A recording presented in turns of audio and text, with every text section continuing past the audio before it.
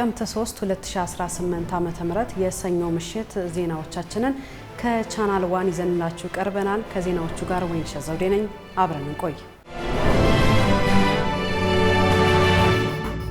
የዜጎችን የቤት ችግር ለመቅረፍና በሀገር አቀፍ ደረጃ ትልቅ ውጤት ለማምጣት የ3D ቤት አገነባብ ቴክኖሎጂን ወደ ኢትዮጵያ ለማምጣት እየተሰራ ነው ተባለም።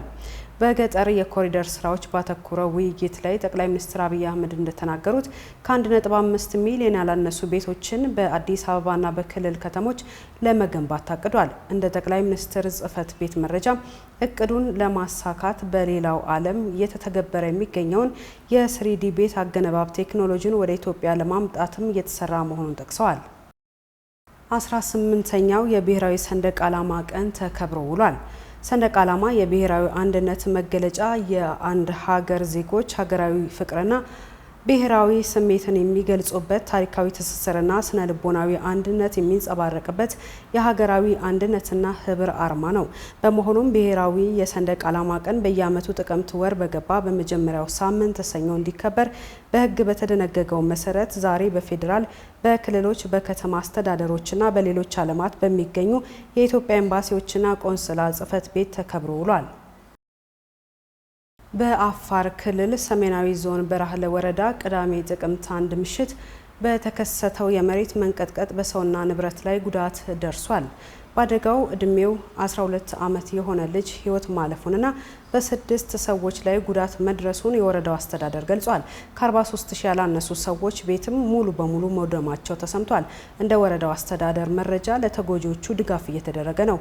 የመሬት መንቀጥቀጡ ከአፋር በተጨማሪ በጎንደር ከተማና በመቀሌ የተሰማ ሲሆን በአዲስ አበባ የተወሰኑ አካባቢዎችም መጠነኛ ንዝረት እንደነበር ተመላክቷል። በአዲስ አበባ የኤሌክትሪክ ተሽከርካሪ ፋብሪካ ለመገንባት ከአውሮፓ ኩባንያ ጋር ስምምነት ላይ ተደርሷል። የትራንስፖርትና ሎጂስቲክ ሚኒስትር ዴኤታ በረሆ ሀሰን መሰረቱን አውሮፓ ካደረገው ባትስዋፕ አውቶሞቲቭ ኃላፊዎች ጋር በጉዳዩ ዙሪያ ተወያይተዋል። አናውል ተስፋ ተጨማሪ አለው።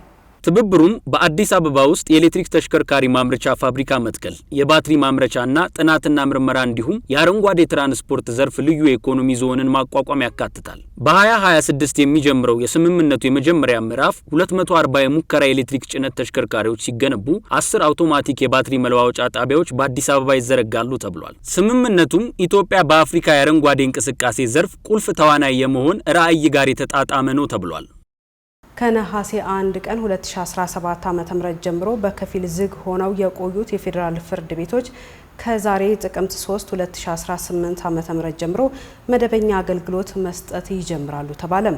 የፌዴራል ፍርድ ቤቶች ዳኞች የሚሰጡት የዳኝነት አገልግሎት ክብደትና ውስብስብነትን ግምት ውስጥ በማስገባት በቂ እረፍት እንደሚያስፈልጋቸው ታምኖበት በየዓመቱ መጨረሻ ለተከታታይ ለ2 ወራት ማለትም ከነሐሴ 1 ቀን እስከ መስከረም 30 በከፊል ዝግ እንደሚሆኑ ይታወቃል።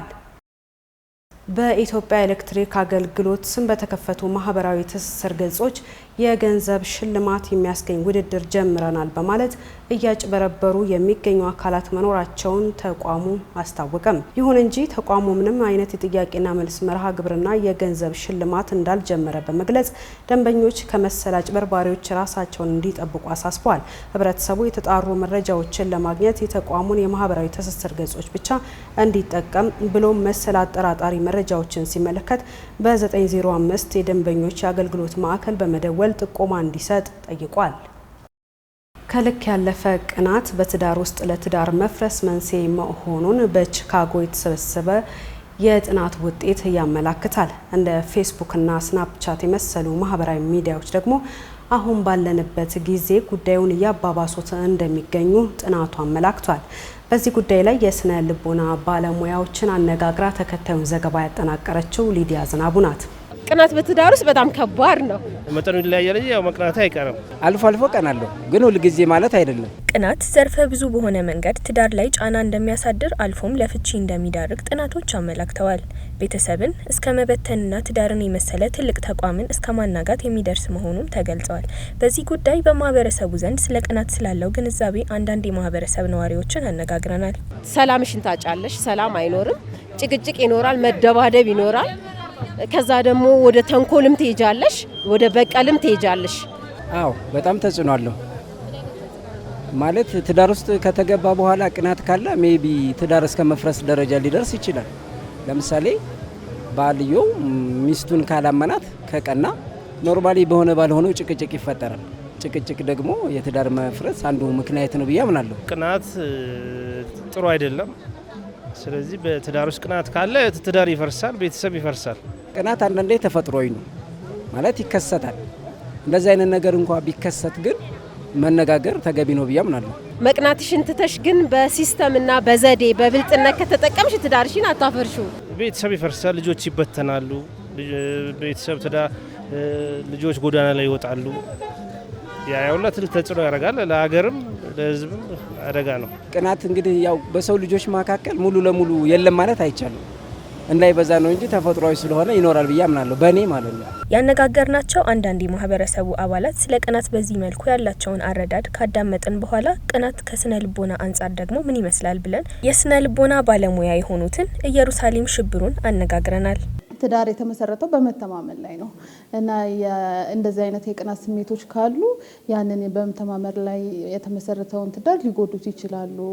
በተደጋጋሚ በጥንዶቹ መካከል ግጭት ሊኖር ይችላል። ከእንደገና የትዳሩን መሰረት ራሱ ሊያናጋው የሚችል ጠንከር ያለ ስሜት ነው። ይሄ ቅናት እንዴት ነው በትዳር ውስጥ ሊገለጥ የሚችለው ብለን ስናስብ የተለያዩ አይነት መገለጫዎች ሊኖሩት ይችላሉ። የመጀመሪያው አለመተማመን ነው። በቃ ሁልጊዜ በጥርጣሬ ያኛውን ወገን በጥርጣሬ ማየት፣ ወንድም ከሆነች ሴትም ከሆነች ወይ ከተቃራኒ ጾታ ጋር በሚኖራቸው ግንኙነት በስራ ቦታችን ላይ ሁልጊዜ ከተመሳሳይ ጾታ ጋር አንሰራም።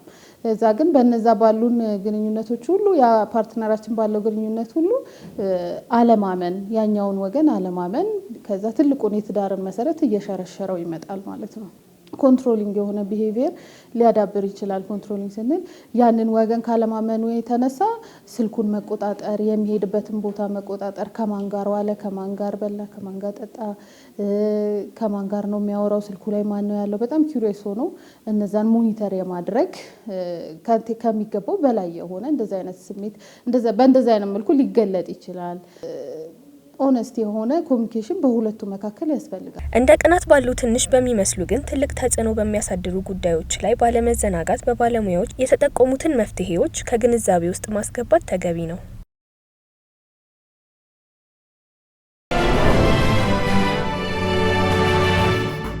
እየተከታተላችሁ ያላችሁ ቻናል ዋይድ ላይ ወደ እናንተ የሚደርሰውን ዜናዎቻችንን ነው። ዜናዎቻችን አሁንም እንደቀጠሉ ነው። አብሮነታችሁ አይለየን። አሁን ደግሞ ከውጭ ምንጭ ወዳገኘናቸው መረጃዎቻችን አልፋለን። ማሊ የአሜሪካ ጎብኚዎች ለቪዛ $10,000 እንዲያስይዙ ወሰነች። የምዕራብ አፍሪካዋ ሀገር ማሊን ለመጎብኘት ወይም ለስራ የሚመጡ የአሜሪካ ዜጎች ቪዛ ለማግኘት $10,000 እንዲያስይዙ የሀገሪቱ መንግስት ወስኗል። የምዕራብ አፍሪካዋ ማሊ ውሳኔ የመጣው የአሜሪካ መንግስት በዜጎቿ ላይ ተመሳሳይ የሆነ እርምጃ ካስቀመጠ በኋላ ነው። የማሊ ውጭ ጉዳይ ሚኒስቴር የማስያዣ ገንዘቡ የተወሰነው በተናጠል መሆኑን አስታውቆ ለአሜሪካውያን ዜጎች ተመሳሳይ የሆነ የቪዛ ፕሮግራም እንዲኖር ያደርጋል ብሏል። የቪዛ ፖሊሲ ለውጥ የመጣው ሁለቱ ሀገራት ዲፕሎማሲያዊ ግንኙነታቸውን ለማሻሻል እየጣሩ ባሉበት ወቅት ነው። የቻይና ሳይንቲስቶች 2 ሮቦት ውሾችን በጨረቃ ላይ ለማሰማራት አዘጋጁ። የፔኪንግ ዩኒቨርሲቲ ሳይንቲስቶች በጥንት ጊዜ በእሳተ ገሞራ ፍንዳታ የተፈጠሩትን የጨረቃ ዋሻዎች ለመቃኘትና ካርታ ለመስራት የሚያስችሉ 2 ልዩ የሮቦት ውሾችን ፈጥረዋል። አናውል ተስፋ ተጨማሪ አለው። በቻይና የፔኪንግ ዩኒቨርሲቲ ሳይንቲስቶች በጥናት ጊዜ በፍንዳታ የተፈጠሩትን የጨረቃ ዋሻዎች ለመቃኘትና ካርታ ለመስራት የሚያስችሉ 2 ልዩ ሮቦት ውሾችን መፍጠራቸውን ገለጹ። አንቲያተር እና ሳላመንደር የሚል ስያሜ የተሰጣቸው እነዚህ ሮቦቶች በጨረቃ ላይ ለወደፊት ሊገነቡ የሚችሉ የሰው ልጆች ሰፈራዎችን፣ ተፈጥሯዊ መጠለያ ሊሆኑ የሚችሉ ግዙፍ ዋሻዎችን የመፈለግ ተልዕኮ አላቸው። በቻይና በጂንግቦ ሐይቅ አቅራቢያ በሚገኝ የጨረቃ የመሰሉ ዋሻዎች ውስጥ የተሞከሩት ሮቦቶቹ ውስብስብ በሆነ የመሬት አቀማመጥ ላይ በቀላሉ መጓዝ ይችላሉ ተብሏል። የላቀ የሰው ሰራሽ አስተውሎ የተገጠመላቸው ሲሆን በሚጓዙበትም ጊዜ የ3D ካርታዎችን በቅጽበት እየሰሩ በራሳቸው የመንቀሳቀስና መሰናክሎችን የማለፍና ሰው ያልደረሰባቸውን ቦታዎች የማሰስ ችሎታ አላቸው። ይህ የቻይና ሳይንቲስቶች ስኬት የሰው ልጆችን በጨረቃ ላይ ዘላቂ ሰፈራ የመፍጠር ህልምን እውን እንዲሆን የሚያደርግ ወሳኝ እርምጃ እንደሆነ ተነግሯል። ከኮቪድ ወረርሽኝ በኋላ የመኖር ዕድሜ ጣሪያ በዓለም አቀፍ ደረጃ እንደገና ቢያድግም የወጣቶችና የጎልማሶች ሞት በቁጥር እየጨመረ መምጣቱን አዲስ የወጣ ጥናት አመላክቷል። ሄሮዳይ ንጉሴ ተጨማሪ አላት። ዓለም አቀፍ የሰዎች እድሜ ጣሪያ በኮቪድ ምክንያት ቀንሶ የነበረ ቢሆንም አሁን ግን ወደ ነበረበት ማለትም በአማካኝ ወንዶች እስከ 72 ሴቶች ደግሞ እስከ 76 ዓመት ይኖራሉ ተብሎ ተገምቷል። ረጅም እድሜ የመኖር ጣሪያው በዚህ መልኩ መሻሻሉ ቢነገርም ነገር ግን የወጣቶችና የህፃናት ሞት ከጊዜ ወደ ጊዜ እየጨመረ መምጣቱ ተስተውሏል። የተለያዩ ዓለም አቀፍ የጥናት ተቋማት ከዓለም የጤና ድርጅት ጋር በመተባበር ባጠኑት ጥናት መሰረት የወጣቶችና ታዳጊዎች ሞት ምክንያት በአውሮፓና አሜሪካ የአእምሮ ጤና፣ ሱሶችና አልኮል መጠጦች እንዲሁም ራስን ማጥፋት የመሳሰሉት ምክንያቶች ሲኖሩት ከሰሃራ በታች ባሉ ሀገራት ደግሞ በወሊድ ጊዜ የሚከሰት ሞት፣ የመኪና አደጋና በንጽህና ጉድለት የሚከሰቱ ህመሞች ለወጣቶቹ ሞት በምክንያትነት ተገልጸዋል። የወጣት አካል ጉዳተኞች ቁጥርም እየጨመረ መምጣቱ ሌላኛው ስጋት ነው። ዘገባው የሲኤንኤን ነው። የዌልስ ልዕልት ካትሪን ከመጠን በላይ የስክሪን ጊዜ የቤተሰብን ህይወት እየጎዳ መሆኑን ከሃርቫርድ ዩኒቨርሲቲ ፕሮፌሰር ጋር በጋራ ባጠናቸው ጥናት አስጠንቅቃለች። ቤተሰቦችን በአካል አንድ በሀሳብ ግን በመነጠል በመካከላቸው አለመግባባትንና መለያየትን ያስከተለ እንደሚገኝም ገልጻለች። ለዚህ ዝርዝር ዘገባ ሊዲያ ዝናቡ። የዌልስ ልዕልት የሆነችው ካትሪን ከሃርቫርድ ፕሮፌሰር ጋር በጋራ ባዘጋጁ ጽሁፍ ስማርት ስልኮችና ኮምፒውተሮች በቤተሰብ ውስጥ የግንኙነት መቋረጥ እየፈጠሩ መሆኑን አሳስበዋል። ልዕልቲቱ እነዚህ መገልገያዎች የተሰሩት ግንኙነቶችን ለማጠናከር ቢሆንም ነገር ግን በተቃራኒው በቋሚነት ትኩረት በማሳጣት በአካል ተገናኝቶ በሀሳብ መራራቅን እንዲሁም የእርስ በርስ ግንኙነቶችን በማሻከር ላይ እንደሚገኝ ገልጸዋል። ከቤተሰብ ጋር በምናሳልፈው ጊዜ በተደጋጋሚ ትኩረታችንን በማህበራዊ ሚዲያዎች ላይ የምናደርግ ከሆነ በህይወታችን ላይ መዘናጋትን ብቻ ሳይሆን የምንፈጥረው የሰው ልጅ የሚያስፈልገውን ፍቅር ጭምር እናጣለን። ካትሪን በልጅነት ጊዜ ውስጥ ልጆች ማህበራዊና አእምሯዊ እድገትን ለስሜት ልህቀት እንዲያግዛቸው ማበረታታት ቢኖርባቸውም ይህ ግን በቴክኖሎጂ አማካኝነት በመዘናጋት በተሞላው ዓለም ሊደናቀፍ ይችላል ስትል ተናግራለች። በታሪክ ውስጥ ከየትኛውም ጊዜ በላይ እርስ በርሱ ጥልቅ ግንኙነት ሊኖረው የሚገባ ትውልድ እያሳደግን ቢሆንም ከዚህ በተጓዳኝ የተነጠለና ብቸኛ የሆነ ትውልድን እየፈጠርን ነው። ይህ ሀሳብ ደግሞ ልዕልቲቱ በአንድ ወቅት በማህበራዊ ሚዲያ ገጿ ላይ ያጋራችውን ሀሳብ ፍንትው አድርጎ ያንጸባርቃል። የፍቅር እና የጓደኝነት ማሰሪያዎችን ስናጠብቅ ህይወታችን ያብባል። ካሁኑ ጊዜ የበለጠ እርስ በርሳችን ዋጋ መሰጣጣታችን አስፈላጊ ሆኖም አያውቅም ትላለች። በእነዚህ መገልገያዎች ላይ ረጅም ሰዓትን የማሳለፍ ልምድ በይበልጥ ወደ ብቸኝነትና የተቀዛቀዘ ማህበራዊ ግንኙነት እየመራን ይገኛል። ይህ አዝማሚያ ለልጆች አእምሯዊ እድገት አስፈላጊ የሆነውን ጤናማ የሆነ ግንኙነት ያናጋል። ልዕልቲቱና ልዑል ዊሊያም ሶስቱ ልጆቻቸው ስማርት ስልክ እንደማይፈቀድላቸው በመግለጽ ለሁሉም ሊጠቅም ይችላል በማለት ለአፕል ቲቪ ፕላስ ተሞክሯቸውን አጋርተዋል። ዘገባው የቢቢሲ ነው። ማይክሮፕላስቲክ በመባል የሚታወቁት በማይክሮስኮፕ የሚታዩ በምግብ ወይም በአየር ምክንያት ወደ ሰውነታችን ውስጥ የሚገቡት ጥቃቅን ፕላስቲኮች የሰውነታችንን ጤና ይጎዳሉ ሲሉ የጤና ባለሙያዎች አስታውቀዋል። ሄሮዳይ ንጉሴ ተጨማሪ ይዛበታለች። በሰውነታችን ውስጥ በአይን ሊታዩ የማይችሉ ጥቃቅን የፕላስቲክ ቁርጥራጮች አሉ። ታዲያ እነዚህ ማይክሮፕላስቲክ ተብለው የሚጠሩ ሲሆን በተለያዩ የኑሮ ሁኔታዎች ማለትም በምንጠቀመው የምግብ መክተፊያ፣ ልብስ፣ በፕላስቲክ ምሳቃዎችና የውሃ ኮዳዎች፣ እቃ በምንይዝባቸው ፌስታሎች እንዲሁም በአየር አማካኝነት ወደ ሰውነታችን ይገባሉ።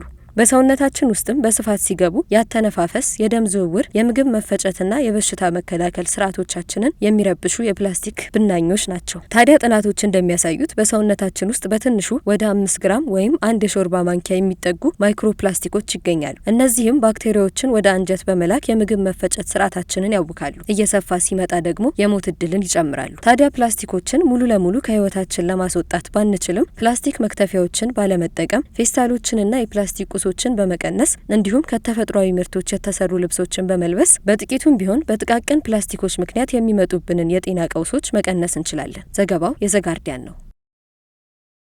እጅግ በመስፋፋት ላይ የሚገኘው እውነተኛ የሚመስሉ በሰው ሰራሽ አስተውሎት የተሰሩ ምስሎችን በማሳየት የሚያስደነግጡበት ማለትም ፕራንክ ከፖሊስ ማስጠንቀቂያዎችን እያስነሳና የሰው ሰራሽ አስተውሎትን አላግባብ መጠቀምን በተመለከተ የስነ ምግባር ስጋቶችን እየፈጠረ ነው ተብሏል።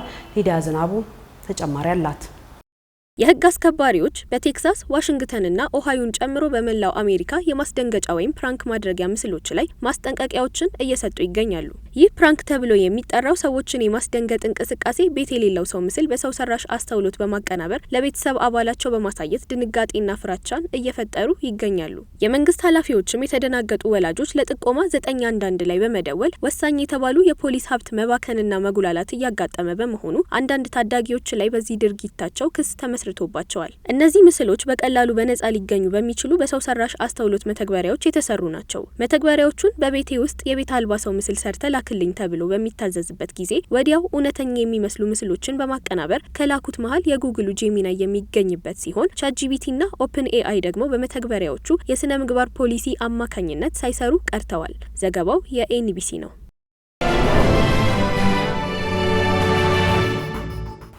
ከቻናል ዋን ዜናዎቻችን እንደቀጠሉ ናቸው። የቢዝነስ መረጃዎቻችንን ወደ እናንተ እናደርሳለን።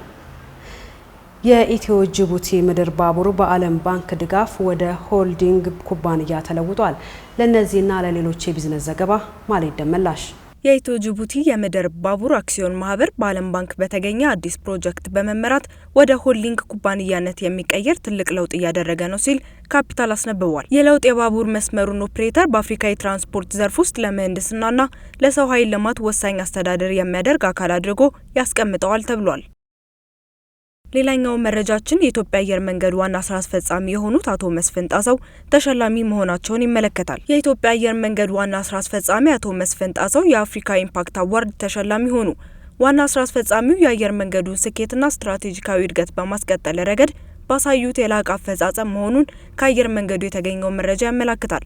በአሜሪካ ሀገር የሚካሄደው የአፍሪካ ኢምፓክት ዓመታዊ ሽልማት የእጩ ተሳታፊዎችን ተጽዕኖና ስኬቶችን ለማሳየት የሚዘጋጅ ስነ ስርዓት ነው። መረጃዎቻችን እንደቀጠሉ ናቸው። በአዲስ አበባ ታዋቂ ዓለም አቀፍ ትምህርት ቤቶች ላይ የግብር ምርመራ ተጀመረ። የገቢዎች ሚኒስቴር በአዲስ አበባ ከሚገኙ ታዋቂ ዓለም አቀፍ ትምህርት ቤቶች ላይ በግብርና በአስተዳደር መጓደል ጥርጣሬ በአንድ ጊዜ አጠቃላይ የገንዘብ ክትትልና ምርመራ ጀምሯል። ሚኒስትሩ ይህንን ማድረግ ያስፈለገው ትምህርት ቤቶቹ በከተማው ከፍተኛውን የትምህርት ክፍያ በማስከፈላቸው እንዲሁም ለሰራተኞች ደሞዝ መፈጸሚያ ባለ ሁለት ክፍያ ስርዓት መጠቀማቸው ጥርጣሬ ስላመጣ ነው ተብሏል። እንደ ካፒታል መረጃ የገቢዎች ሚኒስቴር ከሌሎች ተቆጣጣሪ አካላት ጋር በመተባበር የማጣራት ስራ እያከናወነ ነው። የዕለቱ የመጨረሻው የቢዝነስ መረጃችን የኢትዮጵያ የተቀማጭ ገንዘብ መድን ፈንድን ይመለከታል። ባለፉት 3 ወራት 2.1 ቢሊዮን ብር ከአርበን መሰብሰቡን የኢትዮጵያ የተቀማጭ ገንዘብ መድን ፈንድ አስታወቀ። ፈንዱ ይህንን ያሳወቀው የ2018 በጀት ዓመት የመጀመሪያ ሩብ ዓመት አፈጻጸሙን በተመለከተ ይፋ ባደረገው መረጃ ላይ ነው። እንደ መረጃው በፈንዱ የተሰበሰበው አርበን ሊያደግ የቻለው የአባል ፋይናንስ ተቋማት ተቀማጭ ገንዘብ በማደጉ እንደሆነ በምክንያትነት ተጠቅሷል። የኢትዮጵያ የተቀማጭ ገንዘብ መድን ፈንድ በ2018 በጀት ዓመት በአጠቃላይ ብር 9.5 ቢሊዮን ከአባል ፋይናንስ ተቋማት ለመሰብሰብ እቅድ ይዞ እየሰራ እንደሚገኝም ተገልጿል። የዕለተ ሰኞ የምሽት ዜናዎቻችን ወደ እናንተ ስናደርስ ቆይታ አድርገናል። ስለ ተከታተላችሁን እናመሰግናለን። ሌሎች ፕሮግራሞቻችን ከቻናል ዋን ይቀጥላሉ። አብራችሁ እንድትሆኑ እንጋብዛለን። ዜናውን እየመራው አብሬያችሁ ቆይታ ያደረኩት ወይንሸት ዘውዴ ነኝ። ሰናይ ጊዜ ይሁንላችሁ።